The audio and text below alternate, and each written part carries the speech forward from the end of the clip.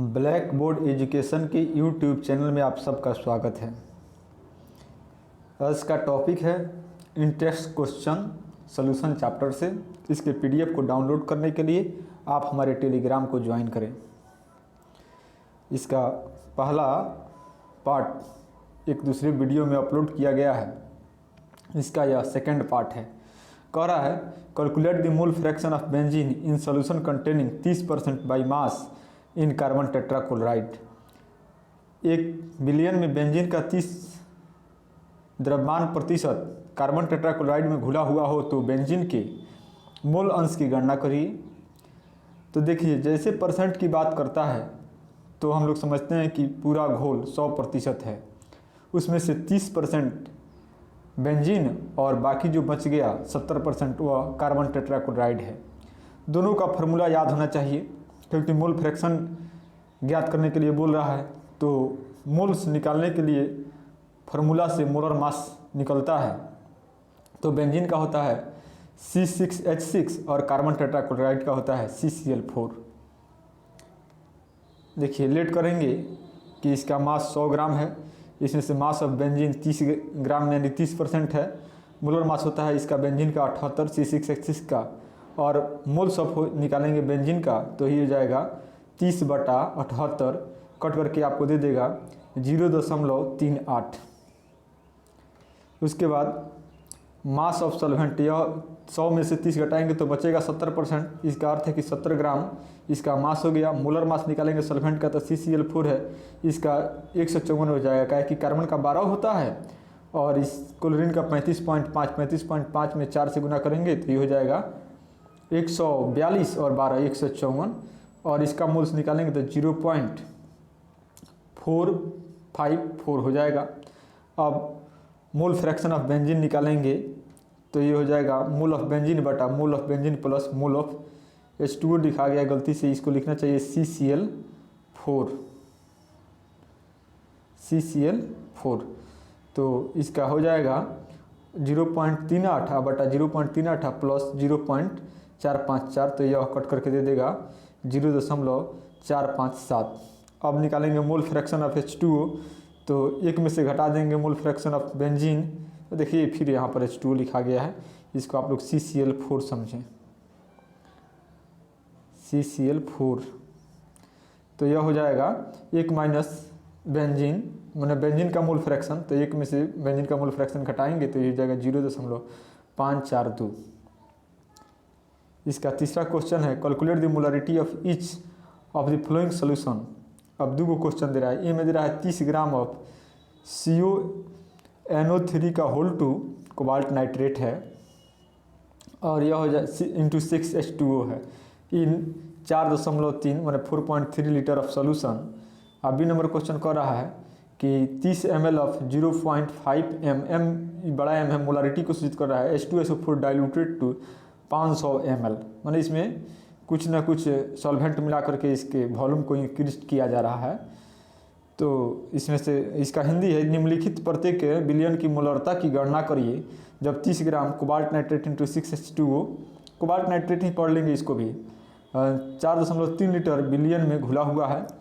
और यह है फिर दूसरा क्वेश्चन 30 ml 0.5 mm मोलरता है, H2SO4 को 500 ml तक तनु करने पर, मतलब दोनों स्थिति में मोलरता ज्ञात करनी है।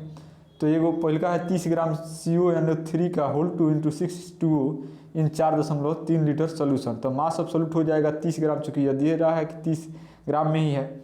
और उसके बाद कर रहा है मोलर मास ऑफ सोल्यूट। इस सोल्यूट का मोलर मास निकालेंगे तो कोबाल्ट का 59 होता है, NO3 का निकाल लेंगे, NO3N का होता है 14, वो का होता है 16, 16×3 से 14 जोड़ देंगे और इसमें 2 से गुना कर देंगे तो 124 आ जाएगा, और 6 में 18 से गुना करेंगे, इस सब को जोड़ेंगे तो आ जाएगा 291 ग्राम।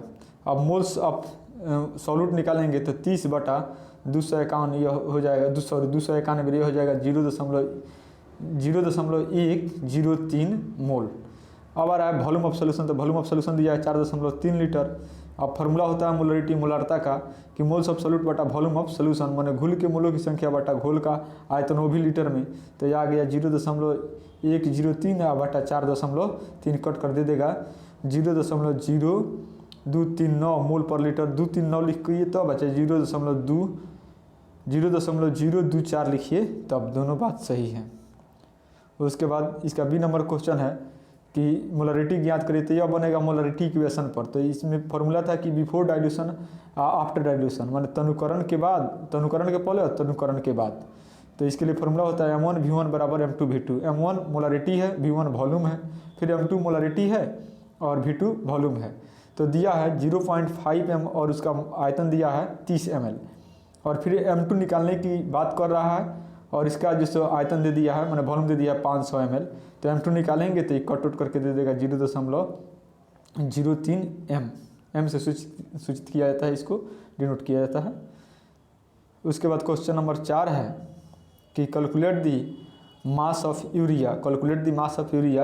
यूरिया का फॉर्मूला होता है NH2CuNH2 required in making 2.5 kg of 0.25 molal aqueous solution. Urea का फॉर्मूला दिया हुआ है NH2CuNH2 के 0.5 मोलर 2.5 kg जलीय विलयन को बनाने के लिए आवश्यक यूरिया के द्रव्यमान की गणना करें।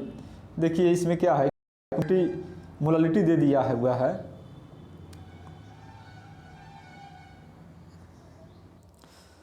तो देखिए इसमें मोलालिटी दिया हुआ है 0.25 मोल पर केजी, और मोलालिटी हम लोग मोलल कहें तो बच्चा मोलालिटी कहते हैं, दोनों बात बराबर है। मास ऑफ सॉल्वेंट दिया हुआ है 2.5 kg मैंने 2.5 kg, और मास ऑफ सोल्यूट पता नहीं है। एज सोल्यूट के रूप में है यूरिया NH2CO और NH2। अब कह रहा है molar mass of NH2CO NH2 मैंने नाइट्रोजन का 14, हाइड्रोजन का 1 और कार्बन का 12, ऑक्सीजन का जो 16 हो जाएगा, और N का 14 और H का 2, ये मिलकर के 60 ग्राम हो जाएगा, जिसका मोलर मास होता है। यूरिया का मोलर मास 60 ग्राम हो जाएगा। अब इसका मोलालिटी निकालना है। मोलालिटी का फॉर्मूला होता है मास ऑफ सोल्यूट बटा मोलर मास ऑफ सोल्यूट गुना 1 बटा मास ऑफ सॉल्वेंट केजी में। अब चूंकि मोलालिटी दिया हुआ है, 0.25, और मास ऑफ सोल्यूट हमको पता नहीं है, इसी को कैलकुलेट करना है। और यह मोलर मास है 60 ग्राम और 1 बटा 2.5 यह दिया हुआ है क्या है कि मास ऑफ सॉल्वेंट। अब इससे मास ऑफ सोल्यूट निकालेंगे तो सबका गुना हो जाएगा, गुना करने पर आ जाएगा 37.5 ग्राम। इसके लिए एक दूसरा मेथड भी है, जैसे मोलालिटी इसका अर्थ होता है कि मोल पर केजी। तो ये कह रहा है कि 0.25 मोल पर केजी, मैंने इसका अर्थ हुआ कि 1 kg में 0.25 मोल है। तो 2.5 kg में कितना होगा, तो 2.5 kg में मोल की संख्या हो जाएगा 2.5 गुना 2.25 मोल।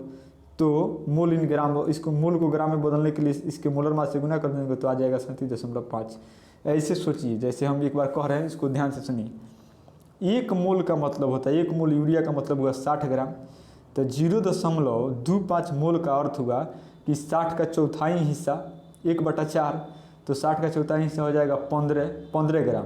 तो इसका अर्थ हुआ कि 1 kg में 15, तो 2.5 kg में कितना, 1 kg में 15 ग्राम, तो 2.5 kg में कितना ग्राम, तो 1 kg में 15 ग्राम, तो 2 kg में 30 ग्राम, और फिर आधा kg में 15 का अवधि 7.5 ग्राम, तो यह हो जाएगा 30 और 7 37.5 ग्राम। यही मास निकल जाएगा। इसका अल्टरनेटिव मेथड है। उसके बाद क्वेश्चन कर रहा है calculate molarity mole fraction of KI potassium iodide if the density of 20% mass by mass aqueous KI, मैंने एक्वस KI जो जल में घुला हुआ KI है, इसका द्रव्यमान दिया हुआ है कि 20% है, और इस सॉल्यूशन का जो है डेंसिटी यह दिया हुआ है 1.202 ग्राम पर ml। इसका हिंदी है कि 20% W/W माने मास बाई मास, जलीय KI का घनत्व 1.202 ग्राम पर ml हो तो KI विलयन की 1 नंबर में निकालना है मोललता, 2 नंबर में निकालना है मोलारता, उसके बाद मोल अंश की गणना करना है। अब देखिए लेट कर लेंगे कि मास ऑफ सोल्यूशन 100 ग्राम है, अब मास ऑफ सोल्यूट KI यह दिया हुआ है 20%, इसका अर्थ है कि 20 ग्राम है। अब हम इसका मोल्स निकाल लेंगे। तो मोल्स निकालने के लिए सबसे पहले KI का मोलर मास निकालेंगे। तो KI का मोलर मास हो जाएगा 166 ग्राम। अब इसका मोल्स निकालेंगे तो ये हो जाएगा 20/166 यानी कि 0.120 मोल। अब मास ऑफ सॉल्वेंट अब चूँकि 100% में से 20% निकल जाएगा तो बन जाएगा 80%। तो मास ऑफ सॉल्वेंट H2O के रूप में 80 ग्राम है। इसका भी हम मोल निकाल लेंगे तो 80/18 4.44 आ जाएगा। डेंसिटी ऑफ सॉल्यूशन दिया हुआ है 1.202 ग्राम पर सेंटीमीटर कहिए तब चाहे इसको ग्राम पर ml कहिए तब, चूँकि क्वेश्चन में ग्राम पर ml ही दिया है। तो मोलरिटी का फॉर्मूला होता है मोल्स ऑफ सॉल्यूट बटा वॉल्यूम ऑफ सॉल्यूशन।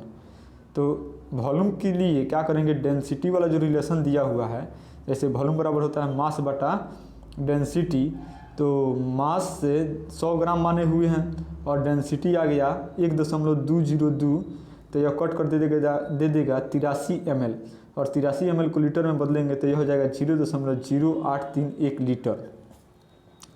अब सबसे पहले हम मोलारिटी निकालते हैं। तो मोलारिटी का होता है मोल्स ऑफ सॉल्यूट बटा वॉल्यूम ऑफ सॉल्यूशन। तो मोल्स ऑफ सॉल्यूट है 0.120 बटा वॉल्यूम है सॉल्यूशन का 0.083, यह कट करके दे देगा 1.44 m माने मोलारिटी। अब मोलारिटी निकालने के लिए होता है मोल्स ऑफ सॉल्यूट बटा volume of mass of solvent KG में। तो मोल्स ऑफ सॉल्यूट है 0.120 मोल। चूँकि मास ऑफ सॉल्वेंट जो है 80 ग्राम है और 80 ग्राम को केजी में बदलने के लिए 1000 से भागा देंगे। तो भागा देने के बाद इसको कैलकुलेट करेंगे तो यह जाएगा 1.5 m। छोटा m है, देखिए बड़ा m मोलारिटी को सूचित करता है, छोटा m मोलारिटी को सूचित करता है। अब है मोल फ्रैक्शन ऑफ KI। तो जैसे मोल्स ऑफ KI या बटा मोल्स ऑफ KI या प्लस मोल्स ऑफ H2O निकालेंगे तो 0.120 ही आया है KI का मोल्स आया, अभी KI का मोल्स है आया 4.444, यह है H2O का मोल्स। इसको कैलकुलेट करेंगे तो आ जाएगा 0.0262, यह हो गया मोल्स ऑफ KI। हालांकि यह नहीं पूछा है मोल्स फ्रैक्शन ऑफ KI आ गया 0.0262। अब यह तो नहीं पूछा है मोल फ्रैक्शन ऑफ H2O, लेकिन बना दिए हैं। इसको एक में से घटाएंगे माने मोल फ्रैक्शन ऑफ KI तो निकल जाएगा, यह आ जाएगा 0.973, यह हो जाएगा mole fraction of H2O। Thank you for video watching. मेरे चैनल को शेयर करें और सब्सक्राइब करें।